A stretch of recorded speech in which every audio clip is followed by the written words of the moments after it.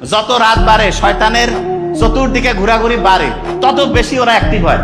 তাহলে বলো তো, আমরা যদি শয়তান থেকে বাঁচতে চাই, তাইলে রাতে কি আমাদের বেশিক্ষণ জেগে থাকা উচিত না তাড়াতাড়ি ঘুমানো?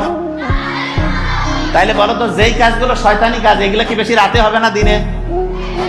তাহলে যত বেশি রাতে যেই কাজটা হচ্ছে, এই বিভিন্ন প্রোগ্রাম টোগ্রাম, এগুলা কি বেশিরভাগ ওইখানে শয়তান কি বাড়বে না কমবে?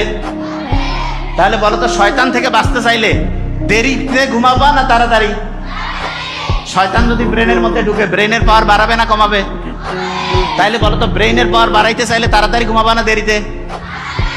আচ্ছা, আর সকালে যখন ঘুম থেকে উঠলা, উঠে যখন ফজরের নামাজ পড়বা না, শয়তান একদম দূর, যে বাবা এর সাথে থাকা যাবে না। কেন? কারণ জানে যে শয়তানের কথা মতো চলবে না।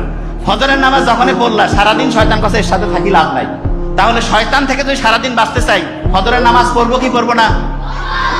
তাইলে বলো তো, রাতে তাড়াতাড়ি ঘুমাবা না দেরিতে?